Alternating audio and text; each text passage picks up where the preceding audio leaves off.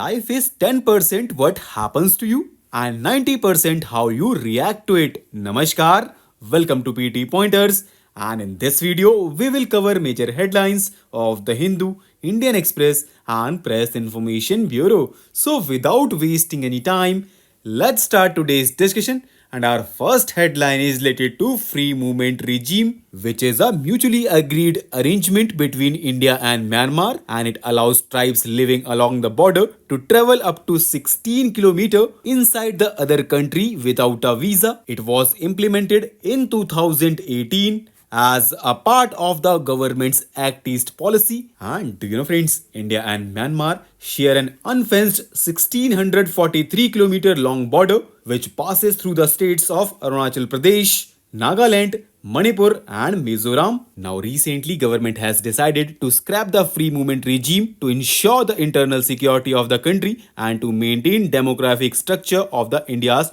northeastern states. Our next headline is related to Kaladan project, which is India's flagship connectivity project, and it is aimed at enhancing road and maritime connection with Southeast Asia. But now it is facing a definite setback after an important town in Myanmar was captured recently by a rebel group. Kaladan multimodal transport project links Kolkata port to Situe port, which would then be connected to Mizoram by road and Kaladan river. Our next headline is related to Pradhanmantri Matsya Kisan Samriddhi Saha Yojana, which is recently approved by Union Cabinet. It is a sub-scheme under Pradhanmantri Matsya Sampada Yojana. It is a central sector scheme which is aimed to enhance further the earnings and incomes of fishermen, fish vendors, and micro and small enterprises engaged in fishery sector. It is expected to have investment of 6,000 crore in the next 4 years. Cabinet also approved the extension of Fisheries and Aquaculture Infrastructure Development Fund till 2026. This move would intensify development of various infrastructure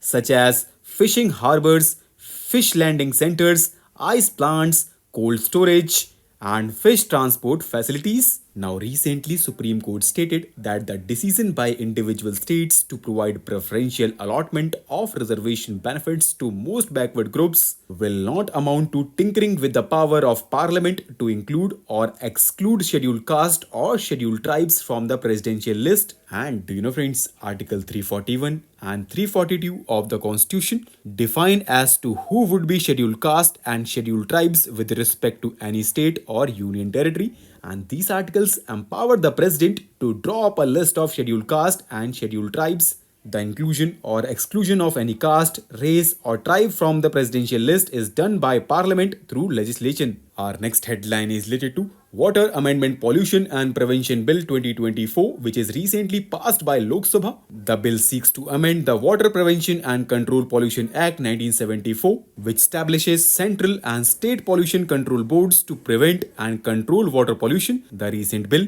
decriminalizes several violations and imposes penalties. It will initially apply to Himachal Pradesh, Rajasthan and Union Territories, and according to bill, government will prescribe the manner of nomination and terms and condition of service of the chairman. The bill imposes penalty between 10,000 rupees to 15 lakh rupees for violation of provisions related to discharge of polluting matter in water bodies. Our next headline is related to Smart Cities Mission, which was launched in 2015, and under it 100 smart cities have been selected through 4 rounds of competition from January 2016 to 2018. And this mission is aimed to promote cities that provide core infrastructure and decent quality of life to their citizens, clean and sustainable environment through application of smart solutions.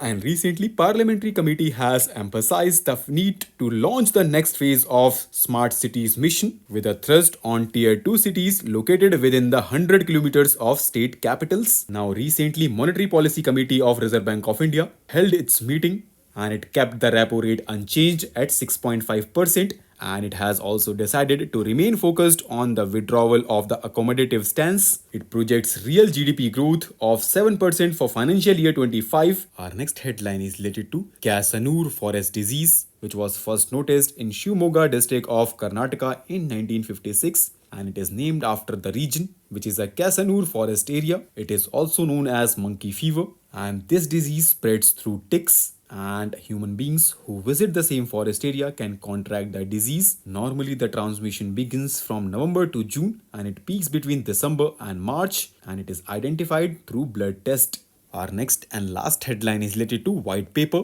which is recently presented by Finance Minister. It is prepared by Ministry of Finance and it essentially compares the 10-year record of economic governance under Congress-led UPA governments with the 10-year record of BJP-led NDA governments. This paper provides information about specific issue, and government may present a white paper on black money to make people aware of nature and scope of the problem and possible ways to resolve it. So with this, let's conclude our today's discussion. Thanks for listening, and for regular updates, you can follow us on various social media platforms.